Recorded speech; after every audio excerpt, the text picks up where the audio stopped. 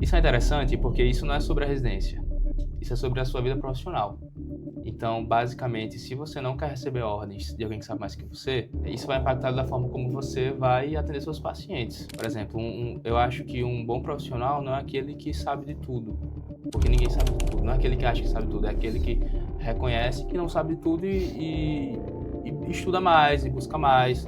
Então, assim, às vezes você vai receber uma ordem, mas é porque não é sobre você, é sobre o paciente que você vai atender. Tem algumas coisas que você é orientado de uma forma e às vezes a gente não entende, mas assim, tem que fazer.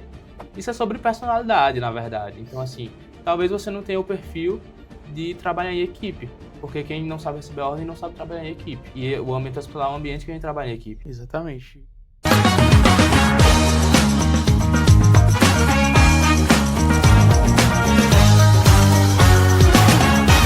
Fala, meus queridos, sejam todos bem-vindos a mais um episódio do Revisa Cash, agora com uma nova roupagem, como vocês podem ver. Então, estamos muito felizes de dar continuidade a esse projeto aqui do Revisa e hoje recebendo um convidado muito especial, nosso amigo Evaldo. E aí, doutor, tudo bom? Tudo bem, meu amigo? Pessoal, para quem não conhece, Evaldo, ele foi nosso aluno, né, do Revisa aqui em Natal. Agora foi embaixador, né, antes de se tornar residente, começou a ser embaixador do curso e agora residente. E hoje, né, o convidamos para contar um pouquinho para vocês sobre como está sendo, né, essa vida agora de residente, porque muita gente não sabe, e Evaldo vai contar para a gente um pouco sobre esses percalços, né? Mas a residência nem sempre Flores. são flores, né? E às vezes a gente passa por maus bocados, né? Então, Evaldo, para a gente começar, cara, se apresenta aí um pouquinho para quem não te conhece, né? A gente já tem um episódio, tá?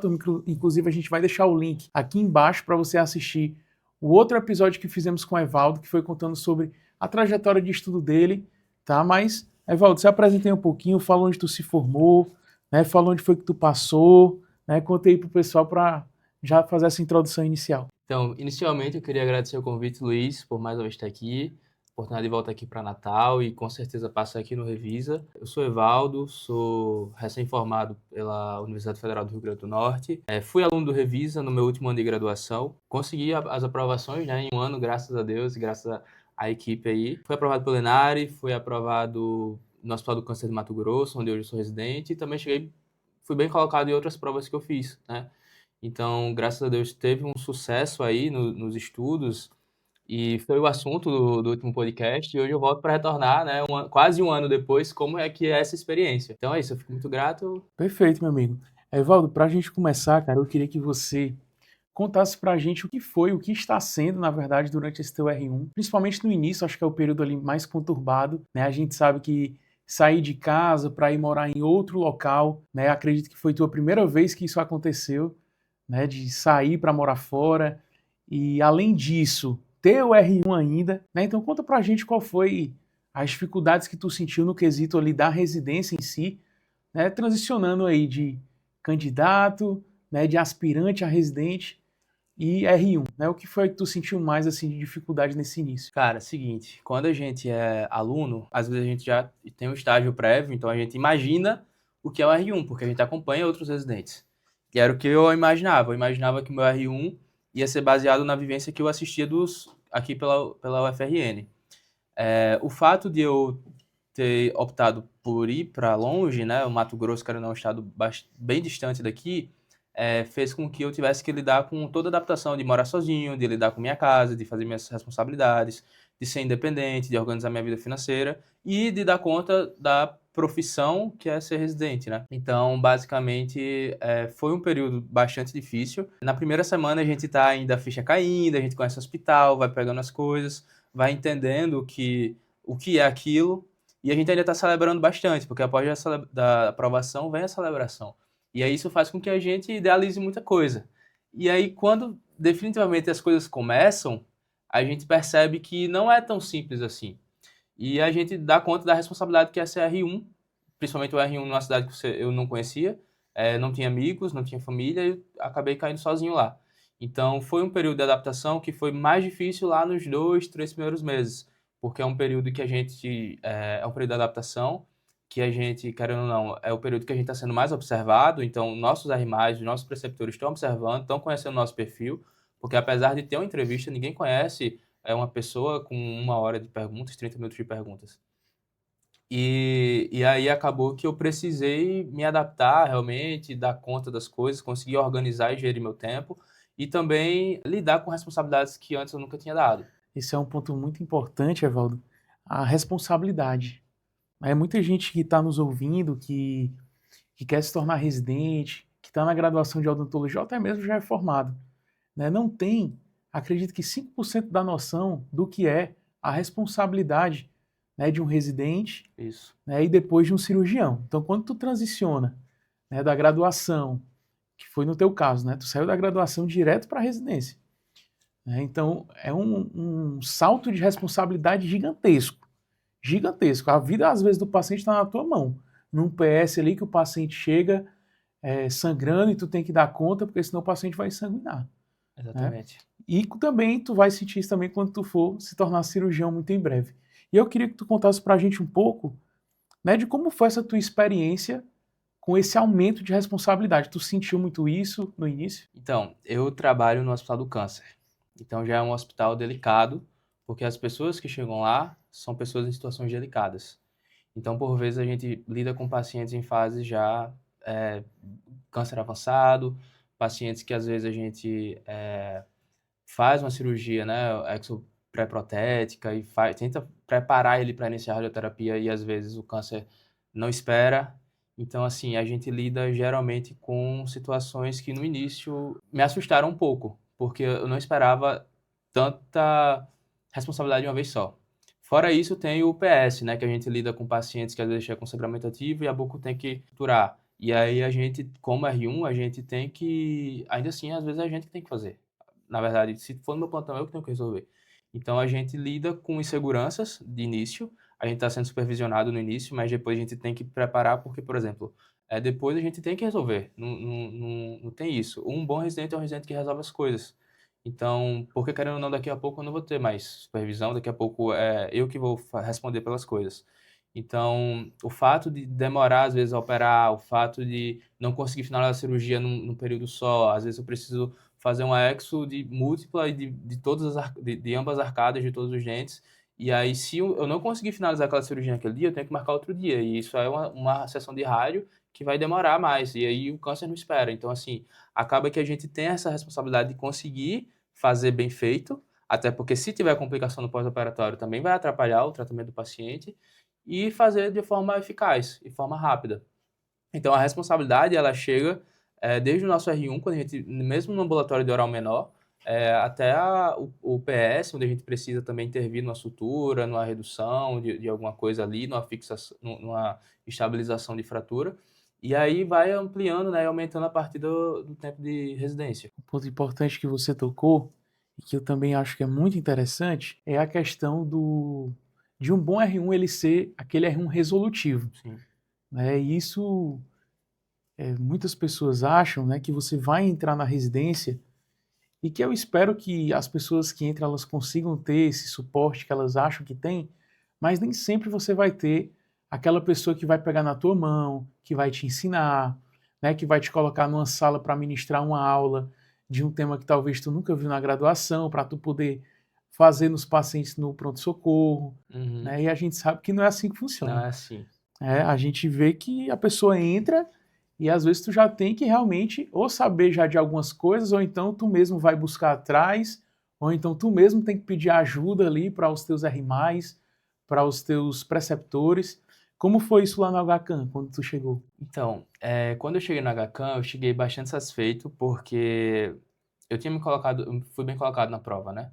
Basicamente foi um resultado muito bom, que nem eu esperava, e aí eu sabia que pelo menos eu estava com um conhecimento bom para entrar, então eu já tinha uma noção do que eu ia conseguir acompanhar. Sendo que uma coisa que geralmente os alunos não sabem é que a gente precisa continuar estudando durante a residência. Por quê?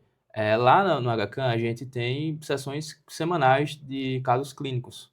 Então a gente discute todos os casos que a gente vai operar em centro cirúrgico e é necessário que os residentes debatam. Inclusive, se um caso, por exemplo, a gente vai operar um paciente, já tem tudo marcado.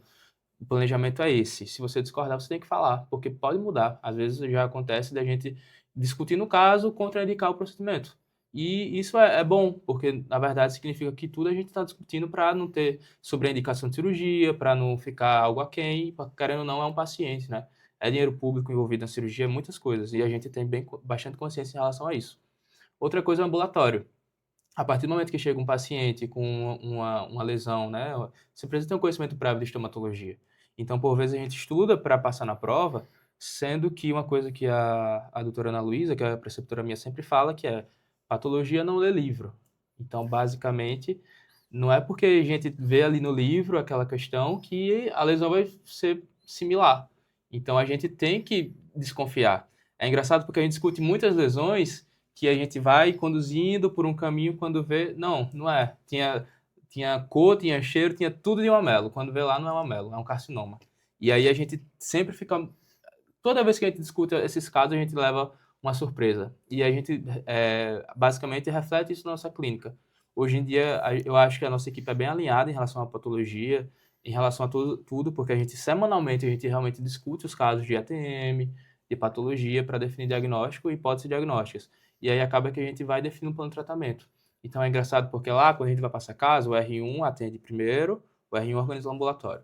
Passa o caso para R+, e aí vai dizer hipótese diagnóstica, conduta e plano de tratamento.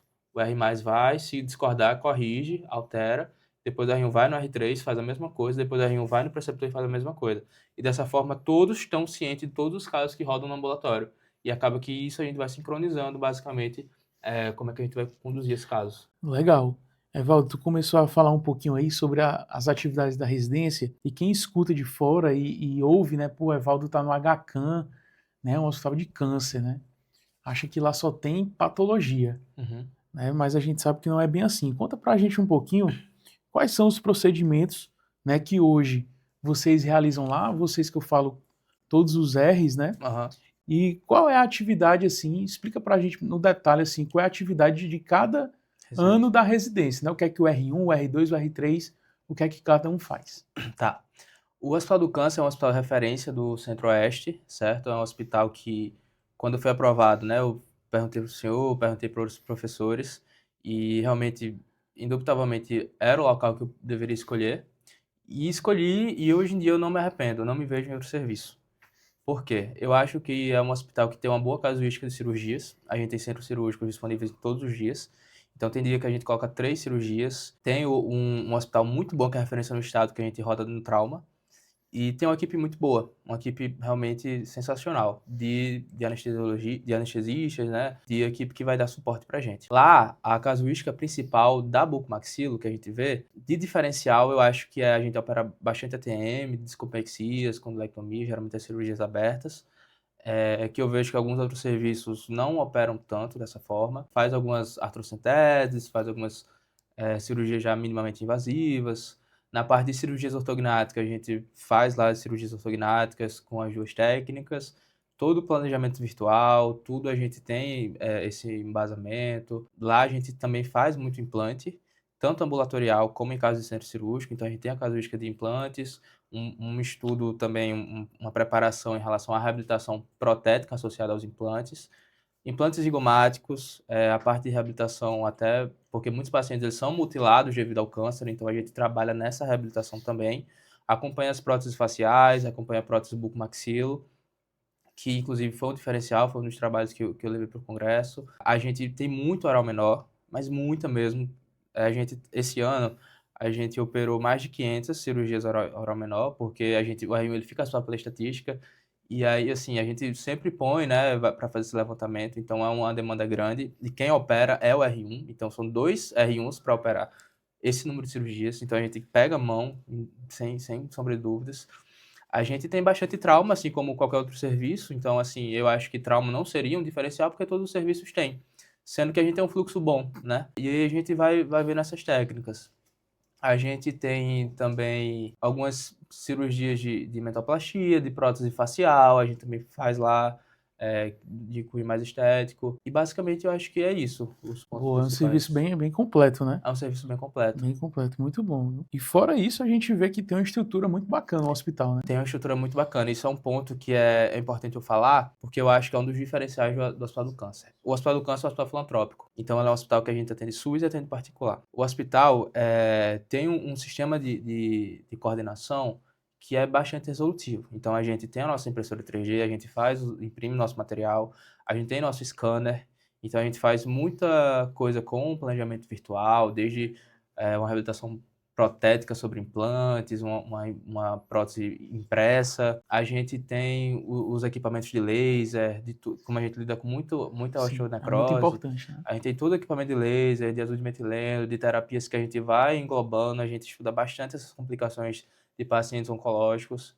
A gente tem todos os equipes certinho, a gente tem vários computadores, então assim, cada residente tem o seu computador, é uma coisa que eu não vi ainda estrutura em nenhum outro hospital, sendo bem sincero. É um hospital que tem uma equipe boa, centro cirúrgico é um centro cirúrgico de referência, tem cirurgia robótica lá, então assim, é uma coisa que vai realmente além do que eu esperava. Show de bola. Muito bom, viu, Evaldo? Muito bom. Assim, é um serviço que a gente conhecia, assim, um pouco de longe, né? Eu nunca fui lá, nunca vivi, Uhum. mas a gente já teve vários alunos que são residentes, né? Assim como você. A Amanda tá lá no R3, Isso, né? Alguns que já passaram também por lá. E assim, fico muito feliz em vê-lo feliz estando no HCAM, né? Até porque a gente fica naquele receio, né? uhum. Pô, será se eu vou mesmo para Cuiabá? Vale a pena? Né? E eu costumo dizer para os nossos alunos que se tu vai entrar no serviço, que é um serviço de qualidade, vale a pena tu ir para qualquer lugar do Brasil, não é para ter apego, porque eu não quero sair de perto da minha cidade, não sei o quê. Não existe isso. Né? Você tem que buscar o seu sonho, você tem que ir atrás. Exatamente. Depois, se terminar e se lá não tiver oportunidade, né, volta e faz tua vida na tua cidade, né, e vai seguir tua vida como cirurgião. E um ponto importante, Evaldo, que eu queria te perguntar, que na época que eu me preparava para a residência, né, eu tinha uma expectativa de como era a residência, né, como é que funcionava, de como é que as coisas andavam, de como era a relação entre os residentes, então eu criei muita expectativa. E eu queria saber o que foi assim o principal, se você puder elencar um ou dois pontos assim principais que você tinha como expectativa do que era a residência, mas quando entrou e começou a conviver e viver o que é a residência, você, poxa, não era bem assim que eu pensava. Eu tinha bastante expectativa em como seria o meu tempo. Eu acho que esse é eu achava que eu ia ter mais tempo de fazer coisas seculares da minha vida à parte. E eu achava que eu ia conseguir coordenar melhor o meu tempo fora da residência. E aí foi uma quebra de expectativa porque eu não tinha noção de como que era a residência. Basicamente o R1, ele vai ter que abrir mão de muitas coisas fundamentais que para ser um residente bom e dar conta, na verdade, não é nem ser um residente bom, é o básico. Por exemplo, eu treinava bastante, eu tinha o costume de ter meu tempo de qualidade na praia, ter o tempo de qualidade caminhando, correndo, jogando bola. E eu achei que eu ia conseguir continuar assim lá, mas não tem como, tá? Isso é uma coisa que eu falo porque, assim, alguns serviços eu vejo que tem alguns residentes do primeiro ano que conseguem, mas não é o meu caso, não foi o meu caso. Porque a gente tem que lidar com muita coisa, além do trabalho, do horário de expediente que a gente fica, além dos plantões. Tem momentos de descanso que a gente precisa estudar, que a gente precisa se organizar, que a gente precisa dar conta das atividades. Isso faz com que a gente tenha bastante limitação, principalmente nos meses iniciais. Então, basicamente, o início a gente fica um pouquinho atordoado, acho que talvez nem seja essa palavra, mas a gente fica um pouco frustrado com isso. Mas depois a gente tem que entender que tudo tem um tempo. Então, assim, eu lembro muito bem que a minha irmã chegou pra mim, acho que eu tava nos 15 dias de residência, eu já tava, meu Deus do céu, velho, tô aqui sozinho. E aí minha irmã falou assim, Evaldo, tem data, vai passar. Aguenta, porque assim, a gente acaba, todo mundo sabe o que todo mundo tá passando, então a gente tenta se ajudar, quando um tá triste, a gente tenta consolar, porque querendo ou não, todos nós estamos eu tô sendo R1 pela primeira vez, minha irmã está Sim. sendo R2 pela primeira vez, e todo mundo tá sendo isso. Então, assim, tem data, acaba que é complicado, é um ano complicado, não tem como dizer que não é, não tem como dizer que é leve, não tem como dizer que mil maravilhas, porque a gente precisa lidar com muita coisa, mas tem data. E assim, custa muito porque vale muito. É aquela frase, né? Então, assim, basicamente é uma das coisas que a gente precisa aprender a lidar. Tanto é que, por exemplo, algumas pessoas que eu conheci fora da residência, que eu fiz amizade, não entendem. Ah, vamos sair, não posso, tô de plantão. E domingo também. E tal dia, não posso, eu tenho que estar no hospital.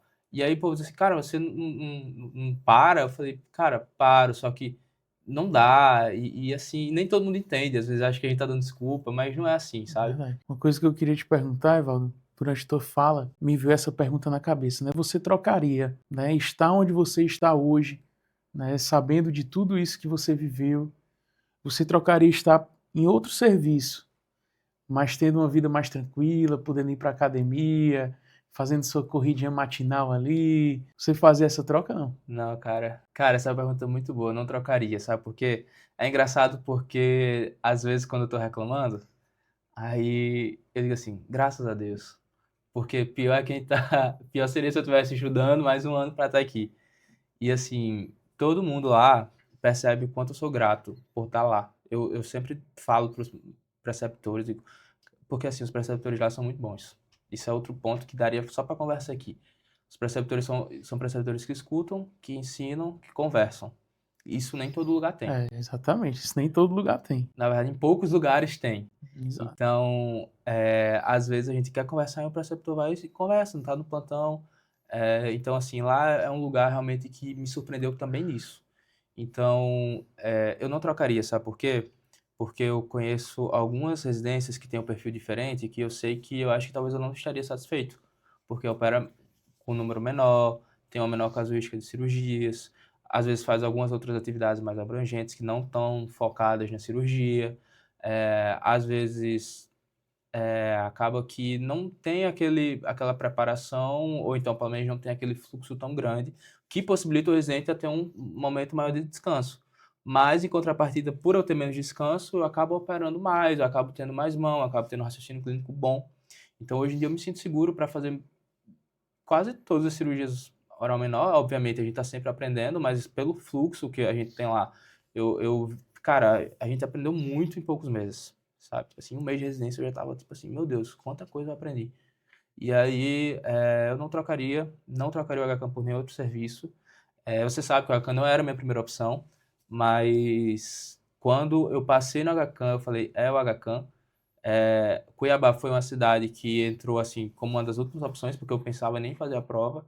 E acabou que eu caí de paraquedas lá. E engraçado que muita gente diz assim, cara, o que é que você veio fazer aqui? Por que você está aqui? Aí eu falo pelo hospital, tipo, é somente pela sua residência. Porque na cidade em si não tem nada que me prenda lá, somente a residência. E é o que você falou, às vezes tem muito residente, ou aliás, muito candidato que fica, será que vale a pena ir para Cuiabá? Será que vale a pena ir para outro lugar muito distante? Mas assim, pode ser difícil o que eu fale agora para o candidato, mas assim, você está indo fazer residência, você não está indo turistar. Então você tem que ir para um lugar que você tem uma boa formação, certo? Então assim, é claro que a cidade importa, que o local, que a qualidade de vida importa, mas seu objetivo principal, a partir do momento que você quer ser cirurgião bucomaxila, é ter uma boa formação. E não morar numa cidade legal ou turistar. Tudo tem um preço, então acaba que hoje em dia eu gosto muito de Natal, talvez eu volte para cá, mas eu não trocaria estar lá ralando para estar em outro lugar. Muito bom, isso é importante, Evaldo, porque as pessoas, elas às vezes têm uma percepção de que tudo na vida tem que ser bom, né? A gente tem que ter, fazer o que a gente quer e viver bem, né? E ter momentos de prazer todas as semanas, mas a vida não é bem assim, né? Às vezes a gente tem que trocar um pouco, né? Principalmente num momento de formação desse, que é uma vez na vida, né? Não sei se você sabe, mas depois que você faz a residência, você não pode fazer de novo. Uhum.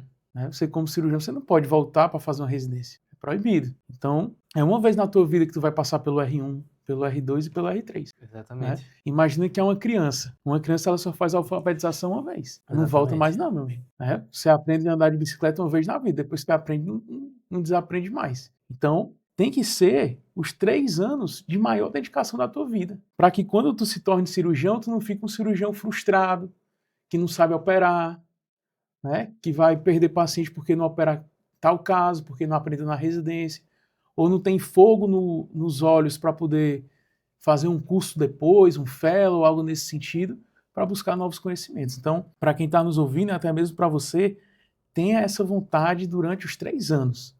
Não deixa cair, porque são 3 anos, meu amigo, que não voltam mais, tá? Não voltam mais. Passou o R3, meu irmão, babau.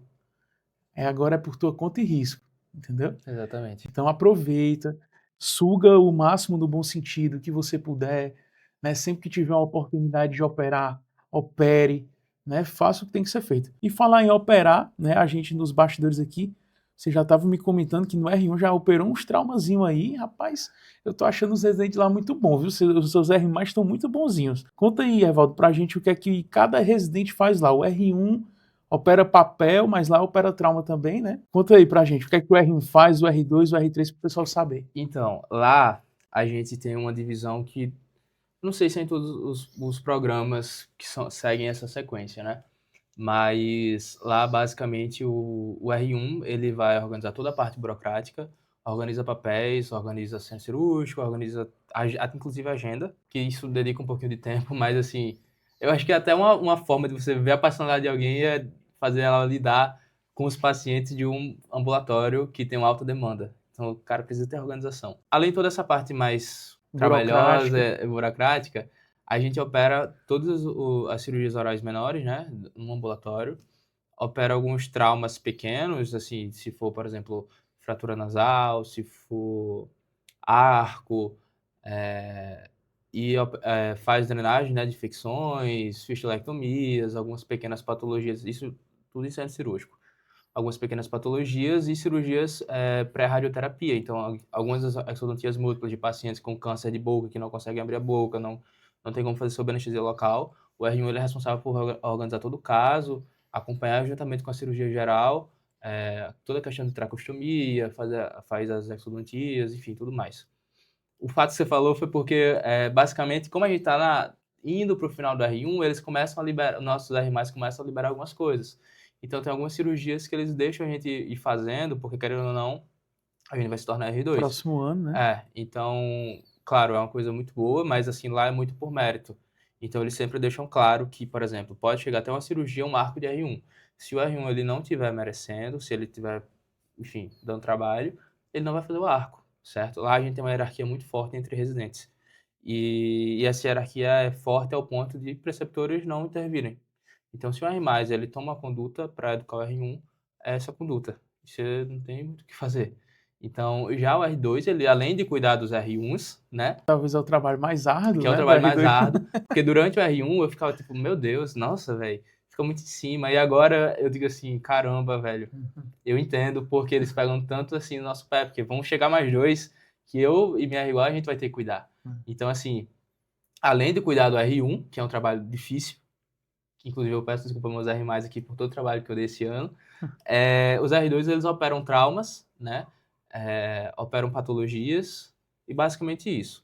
Sendo que as patologias, até, por exemplo, uma extensão média, né? Por exemplo, grandes patologias vai ser o R3.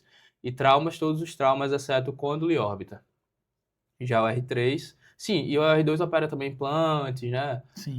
Opera junto com o R3 algumas cirurgias, por exemplo, lá se o paciente ele for uma panfacial, o R2 opera as outras fraturas e o côndilo opera o R3. Lá tem bastante isso de dividir cirurgia também. Já o R3 ele vai operar em traumas, né? Côndilo e órbita, opera todas as cirurgias de ATM, discopexia, condilectomia, faz as ortocenteses. Claro que às vezes deixa o R2, ele pode fazer eventualmente. R3 também vai operar cirurgias ortognáticas, mitoplastias, próteses de face, implantes zigomáticos e essas cirurgias de maior complexidade. Lá no ambulatório, basicamente todas as cirurgias são de R1, mas quando tem, por exemplo, uma limpeza de protocolo, aí geralmente é o R2, mas assim, às vezes o R1 faz, né? Porque a gente vê bastante questão de prótese protocolo. A gente lida não só com implante, mas com a prótese também. Porque a gente vem por uma vertente de que a gente quer fazer o tratamento completo, até quando chegar no nosso consultório. Então, o R2 ele faz os implantes, né? E a partir do R2 que ele faz o implante. E é basicamente isso, a divisão. Perfeito. Enquanto você falava, teve uma palavrinha que você comentou que é muito importante, que é a hierarquia. Uhum. Né? Muita gente não sabe, que não teve vivência de estágio e vivenciou com residentes ali, mas na residência existe uma coisa que é a hierarquia, que é muito seguida, muito importante, Sim, né? E se você não seguir, você está sujeito ali a talvez não operar, talvez levar uma suspensão, sim. né? Algo nesse sentido. Aí eu te pergunto, Evaldo, quando você entrou na residência, você já sabia que existia essa hierarquia? E se sim, né, como foi que você lidou com essa hierarquia lá dentro, né? Se foi algo que você sentiu, foi algo que no início lhe incomodou um pouco, porque quando você não está acostumado, às vezes lhe incomoda um pouco alguém ali, né? Você tendo que obedecer regras e ter que seguir ali o que outra pessoa está dizendo. Às vezes a pessoa está dizendo às vezes uma coisa até errada, né? Que a gente já vê isso acontecendo e a pessoa tem que seguir, Sim. né? Porque foi um R+ que mandou. Né? Conta aí pra gente como foi essa tua experiência. Então, falar de hierarquia é uma das coisas mais delicadas, mas é um dos pontos que o R1 ele precisa entender bem. Hierarquia não é sobre nenhum R+, nenhum superior a você vai te orientar a fazer uma coisa se não for necessário fazer. Então, o R1 ele precisa ter noção do que é a hierarquia e por que ela existe. Quando o R1 ele chega no serviço, ele, na verdade, é um R0. Ele não é nem R1 ainda, né? Ele está chegando agora, ele não sabe como que funciona. Então, quem vai orientar ele são os residentes que estão há mais tempo, ou seja, são os R+.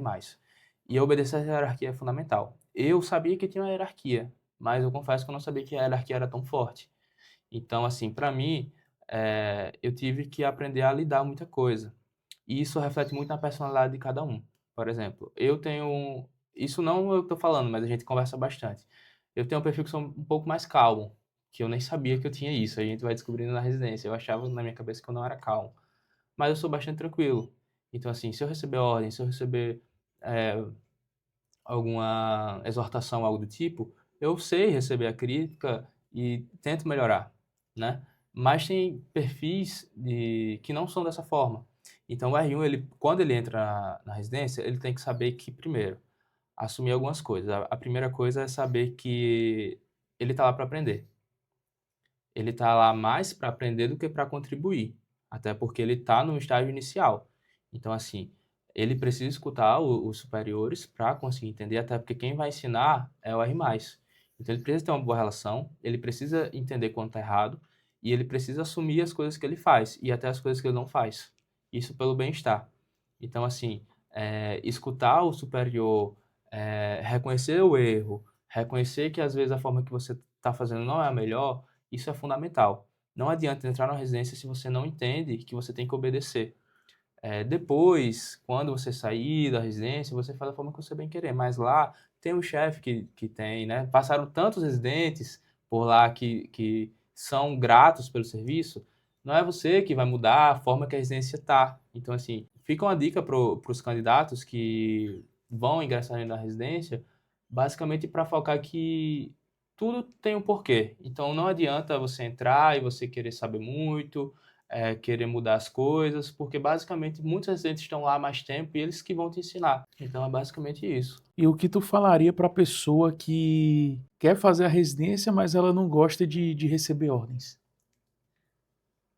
Eu falaria para você desistir de fazer a residência, porque não tem como você ser residente e você não aguentar receber ordens. Isso é interessante porque isso não é sobre a residência, isso é sobre a sua vida profissional.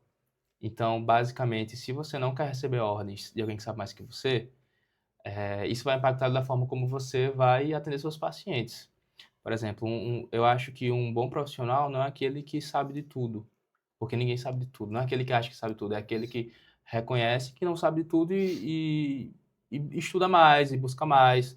Então, assim, às vezes você vai receber uma ordem, mas é porque não é sobre você, é sobre o paciente que você vai atender, né?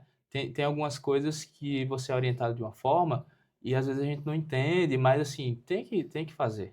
Isso é sobre personalidade, na verdade. Então, assim, talvez você não tenha o perfil de trabalhar em equipe, porque quem não sabe receber ordem não sabe trabalhar em equipe.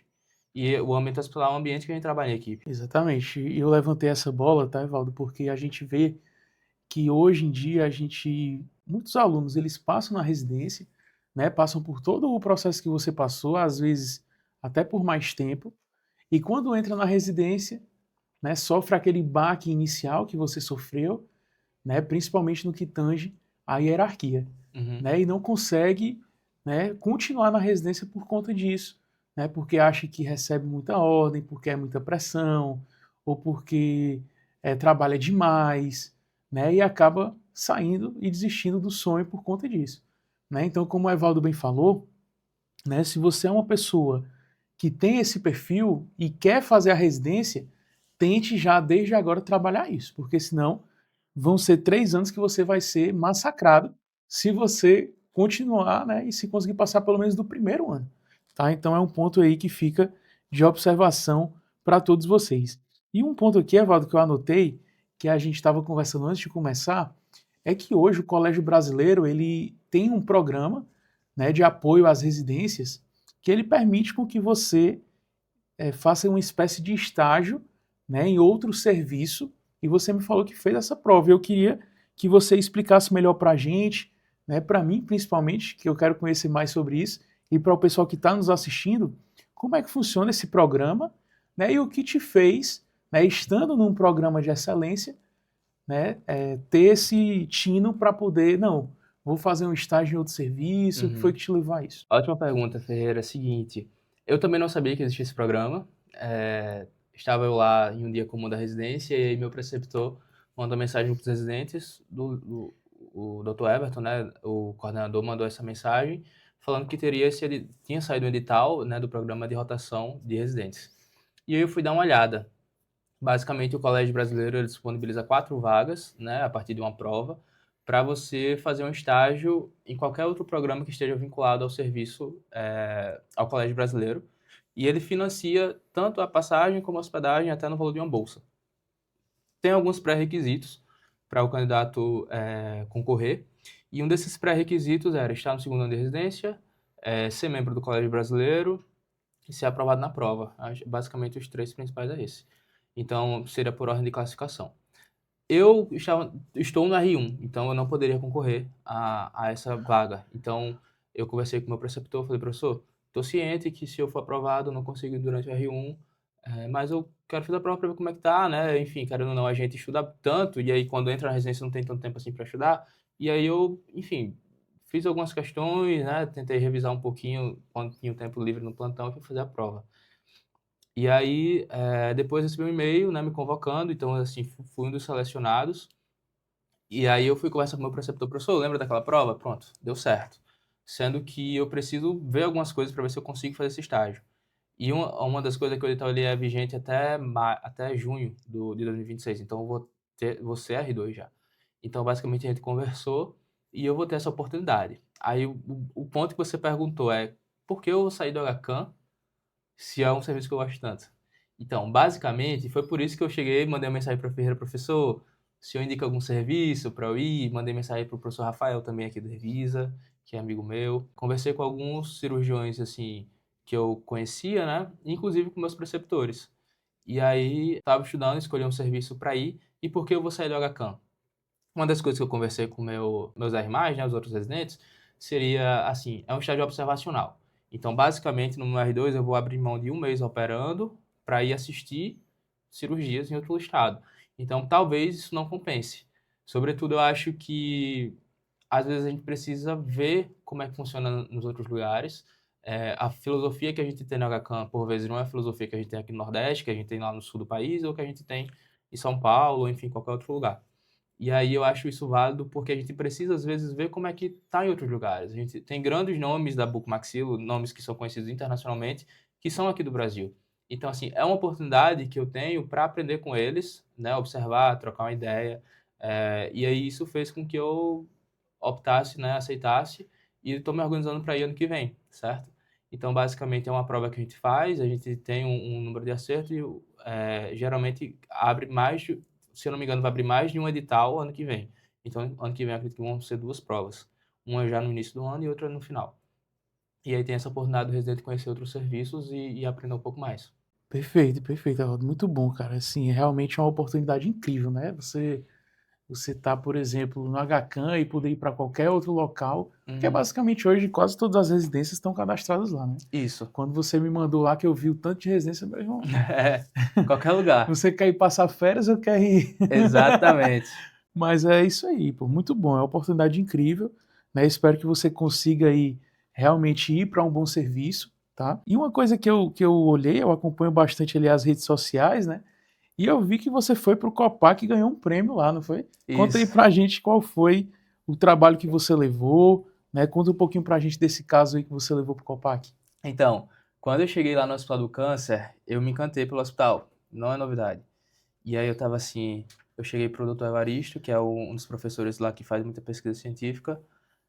Falei, professor, eu quero levar um trabalho quero levar trabalhos que reflitam o que é que a gente faz.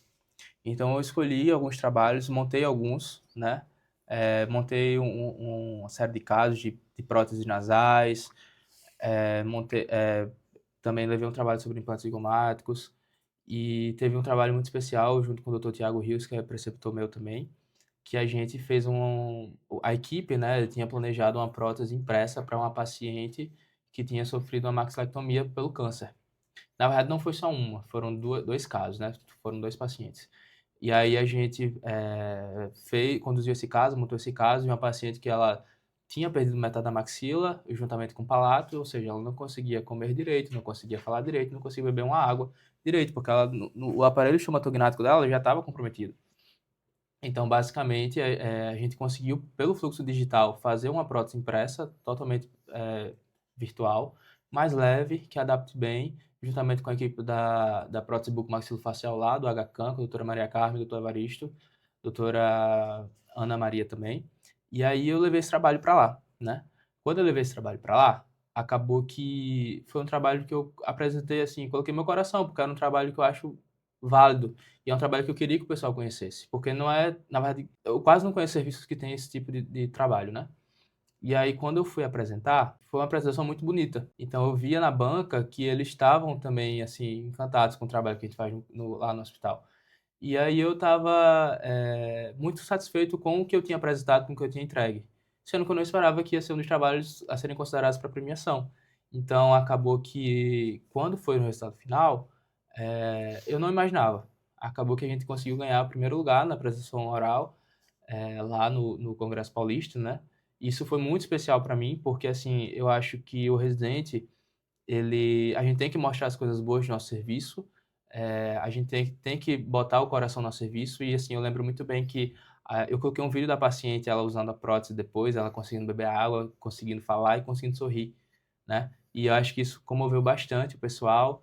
E aí, quando eu vejo ela no ambulatório, eu digo, olha, a gente ganhou um prêmio, mas na verdade quem ganhou foi a senhora, porque foi sua história lá, né? E aí, assim, como ela, tenho muitos outros pacientes que às vezes não conseguem sair na rua, porque às vezes não consegue ser reconhecido pelo neto, porque perdeu o nariz, porque perdeu parte do rosto.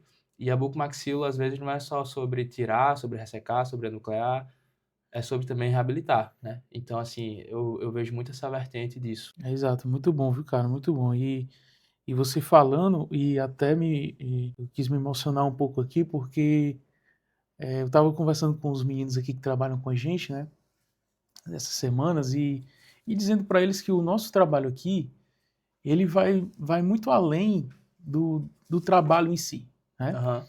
Quando a gente observa, por exemplo, você, né? Você hoje está na residência, né? Vai com certeza muito em breve fazer reabilitações incríveis como essa que você apresentou, né? Tratar pacientes que talvez não tinham nem mais uma perspectiva ali de se alimentar novamente, né? De viver uma vida normal novamente, né? De olhar para um neto, olhar para o filho, né? E o filho reconhecê-lo de novo como era antes, antes de uma mutilação, por exemplo. E o nosso trabalho é lá na base, né? Então tudo que a gente faz aqui, né, seja um material impresso que a gente entrega para os alunos, seja uma edição de um vídeo, seja uma estratégia de marketing que a gente utiliza, né, seja trazer um aluno novo para o curso, as aulas que a gente ministra, os simulados que a gente faz, tudo que a gente entrega é com o intuito disso, de que o aluno ele entre na residência e que lá ele se torne um grande cirurgião, mude a vida de pessoas, né? Que lá na frente, se a gente um dia precisar, né, e a gente chegar no hospital e ver, pô, Evaldo que está lá, foi nosso aluno, vou estar em boas mãos, Uhum. né? Então, pô, isso é muito gratificante, né? Então, tudo que a gente faz, ele acaba tendo um sentido não só mais na nossa vida, né, mas na vida dos cirurgiões, dos residentes e dos pacientes. Então, isso é muito gratificante, né? Eu fico muito feliz em em saber que o que a gente está construindo está levando vocês para esse caminho. Eu queria que você, Evaldo, fizesse um convite para a galera, vendesse o seu peixe, tá? Agora é hora de Tá. você vender o seu peixe. Né? A gente sabe que o edital do HCAM está aberto, talvez quem esteja assistindo nosso vídeo, né, não esteja ainda no momento de fazer prova, né, ou então viu o vídeo muito tarde, não vai ter mais como se inscrever, né, mas as inscrições do HCAM vão até o dia 19 de janeiro de 2026 e a prova vai ser no dia 26 de janeiro. Tá? E eu queria que você vendesse o seu peixe. Né? Por que, que o pessoal que está nos assistindo aqui deve ir fazer essa prova no HCAM? Certo. Então, fazer a prova no Hospital do Câncer é uma oportunidade que o aluno tem para ter um serviço, para aprender em um serviço de excelência, né?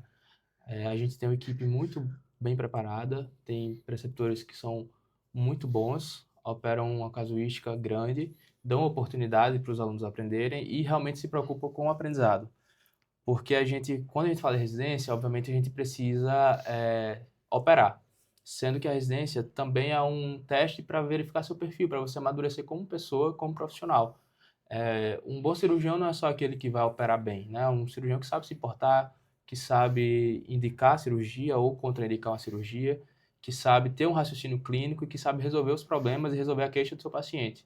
Não adianta você saber a técnica de uma cirurgia se você não sabe se aquela cirurgia vai ser uma melhor opção para o seu paciente. Então, lá no HCAM, a gente estuda bastante isso. Basicamente, a gente tem uma equipe bem preparada, é uma estrutura de ponta, que assim, a gente vê alguns grandes nomes da bucomaxila aqui do Brasil, né, que às vezes vão lá visitar a gente e realmente dizem que é um serviço bastante qualificado. É um serviço que tem uma casuística bem boa de pacientes, de cirurgias, de procedimentos, e acaba que o residente ele tem a oportunidade de crescer bastante. Claro que vai muito do perfil. Então, foi a escolha que eu fiz quando eu fui aprovado nas residências, né? Eu optei a ir para o Hospital do Câncer, justamente pelo fato de ser esse serviço. Claro que às vezes é um serviço mais distante, é no centro-oeste do país, tem algumas limitações, mas é um serviço que, sem sombra de dúvidas, eu não trocaria por nenhum outro, e eu tenho a sensação de que eu estou no lugar certo. Eu tenho a sensação de que eu fiz a escolha certa, e eu sou muito satisfeito em estar no meu serviço, estar com meus colegas de trabalho, desde a recepção até que a Grazi, a Ju, até o pessoal lá que opera comigo, até meus superiores, a equipe do centro cirúrgico, da enfermagem. Enfim, é uma equipe bem coesa que a gente acaba podendo aprender bastante.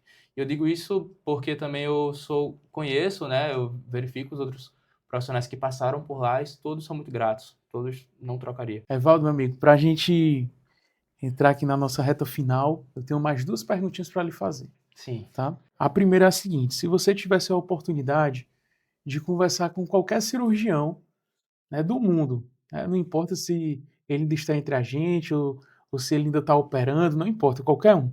Qual seria esse cirurgião, né, e o que você perguntaria para ele?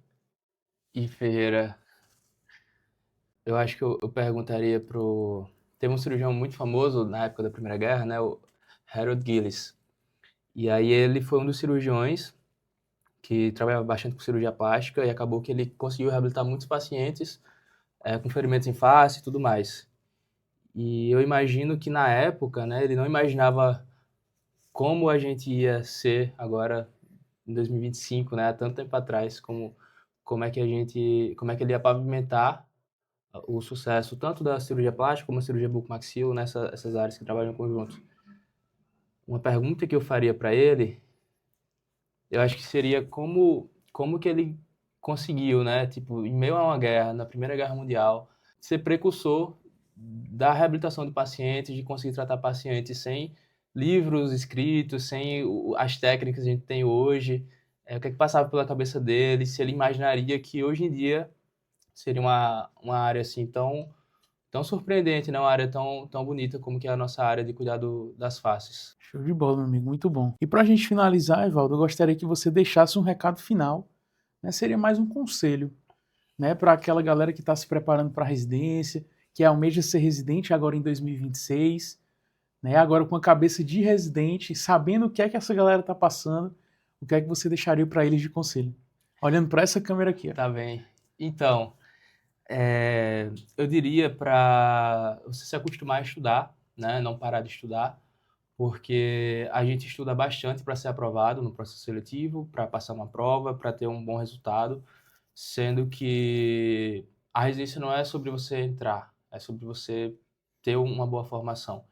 Então, você precisa continuar estudando, você precisa continuar se preparando, você precisa entender que nem tudo vai ser do jeito que você quer, na verdade, poucas coisas vão ser do jeito que você quer, mas que isso é necessário. Todos os ensinamentos, todas as exortações, tudo que você vai receber é para te fazer uma pessoa melhor e um cirurgião melhor. E ser um bom residente, né, aquela frase que a gente sempre escuta, um bom cirurgião, um bom residente não é aquele que sabe operar bem, não é só isso. É aquele que sabe quando indicar uma cirurgia, quando fazer essa cirurgia ou até mesmo quando contraindicar. É sobre ter um paciente que vai estar lá, que por vezes vai esperar e depositar a fé nele no que você vai fazer, no que você vai operar. Então, basicamente, você precisa ter uma boa base teórica. E você precisa saber como fazer, você precisa escutar bem para ir aprendendo bem, para ir se aperfeiçoando e para ir resolvendo os problemas. Porque às vezes você pode encaixar como, isso eu resolvi o problema daquele paciente. Mas na verdade o paciente está dizendo, o doutor resolveu, tá melhorando a minha saúde. Então, assim, às vezes a gente tem que olhar por outra óptica, né? Olhar por outro viés, e enxergar o paciente como a queixa dele, ver o que é que ele está precisando, e tudo isso é mediante o estudo. Então, assim, hoje em dia tento, né, obviamente são coisas que a gente tem que ir trabalhando com o tempo, tem que ir trabalhando nossa mente, mas o Revisa Book, eles, juntamente com o Revisa Hub, eles ensinam justamente a como você se preparar para a residência, não é se preparar para a prova. Eu vejo muitas pessoas que perguntam, você é foi aluno do Revisa, né? Então, assim, o Revisa hoje em dia, ele tem essa característica de que ele basicamente ele prepara bastante para você ser um residente completo. Obviamente algumas coisas você só vai ver lá na residência, mas assim, ele pavimenta o caminho, dá uma base para você conseguir desenrolar lá. Então, a dica que eu dou é estude, continue estudando, né, como esse vídeo é mais voltado para quem está entrando na residência, continue estudando, continue sabendo que vai ser difícil, mas é gratificante, vai apertar, muitas vezes você vai ter um misto lá de emoções, às vezes você vai estar sozinho em outra cidade, mas assim, tudo isso você tem que lembrar o porquê você está fazendo isso, né? Você tem que voltar lá para trás e lembrar do tempo que você dedicou, das horas de estudo que você dedicou, das coisas que você abriu mão, e saber que isso é uma fase. A residência é uma fase e aí você tem uma oportunidade, né? Você pode, é como se fosse um quadro branco, você pode fazer com que a residência seja uma coisa legal, ou você pode fazer com que seja só uma época de traumas que você teve na sua vida, de que as coisas não deram certo, que você quer sair logo, que você talvez desista, mas assim, você tem a oportunidade de fazer uma coisa bem bonita, que é a sua formação. Show de bola, meu irmão. Muito, muito bom. Pessoal, quem gostou aqui desse nosso episódio, né, curte aqui esse nosso vídeo, comenta qual foi a parte que mais lhe tocou, que mais você achou bacana dessa nossa conversa com o Evaldo. Meu irmão, muito obrigado por ter vindo nas suas férias aqui conversar com a gente. É sempre um prazer recebê-lo. Né? Você é um querido por todos nós, não só por mim, mas por toda a equipe. Né? O pessoal gosta bastante aqui de você. E turma, quem ainda não é inscrito no nosso canal, né, convido para se inscrever aqui no canal do YouTube do Revisa Hub, né, segue a gente lá no Instagram, né, vou deixar aqui, tá, Evaldo? O seu perfil do Instagram, né, que é Evaldo Pessoa, _ e o perfil lá do serviço? ctbmf.hk. Perfeito, pessoal. Então segue aí o Evaldo, segue lá o serviço de cirurgia bucomaxilo do HCAM, acompanha o que os meninos estão fazendo lá, porque quem sabe você não vai ser o R1 ou o R2 lá quando o Evaldo for R3, perfeito? Então, muito obrigado, esse foi mais um Revisa Cast, aguardo vocês no nosso próximo episódio.